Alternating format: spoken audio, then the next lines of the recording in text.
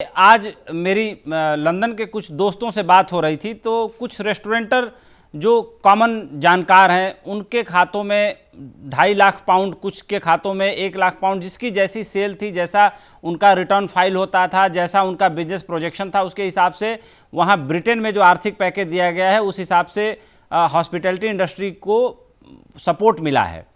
यहाँ भी पैकेज के नाम पर लोग कुछ उसी तरह का एक्सपेक्ट कर रहे थे, लेकिन जो 20 लाख करोड़ का पैकेज आया वो ऐसे में एक आर्थिक कैश सपोर्ट के बजाय एक फ्यूचरिस्टिक सपोर्ट कह सकते हैं, या यूं कह सकते हैं कि एक आत्मनिर्भर भारत का जो नारा प्रधानमंत्री जी ने दिया है उसके हिसाब से जो बजटरी प्रोविजंस थे उसके एक्सटेंशन के तौर पर ये सारी चीज़ें की गई हैं।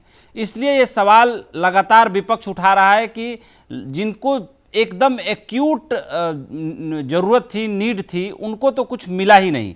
मैं ये जानना चाहूँगा कि क्यों सरकार ने इतने बड़े पैकेज की जगह 20-25 हज़ार करोड़ का ऐसा प्रोविज़न नहीं किया जो इमीडिएट फौरी तौर पे जिनको पैसे की ज़रूरत है उनको पैसा ही दे दिया जाता तो ज़्यादा अच्छा होता।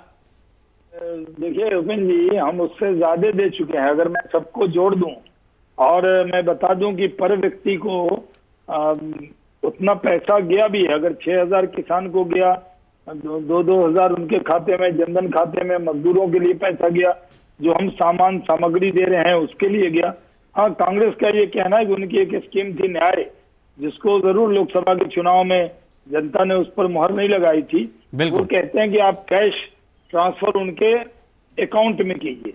और मैं आपको बता दूं कि जो अभी वित्त मंत्रालय की प्रेस कॉन्फ्रेंस चल रही है, आप लोग भी कवर करते हैं, तो इतना ज्यादा कर रहे हैं कि उसको बताने के लिए एक दिन भी काफी नहीं होता। एक दिन में एक बार तो 1.5 घंटा लगा, आज 1 घंटा लगा। तो मतलब हम कोई सेक्टर छोड़ नहीं रहे। हम आत्मनिर्भर इस देश को बनाना चाहते हैं और ये जो संभावनाएं हमारे अपॉर्चुनिटी मिली है उससे आगे ले जाना चाहते हैं।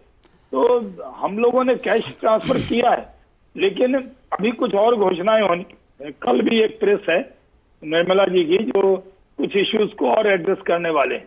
तो ये धीरे धीरे आपको ये सारी प्रेस के जरिए वो जिम्मेदारी हम लोग निर्वाह कर रहे हैं। लेकिन सरकार 20 लाख करोड़ यानी जीडीपी का करीब 10% इस देश के लोगों पर खर्च करने वाली है।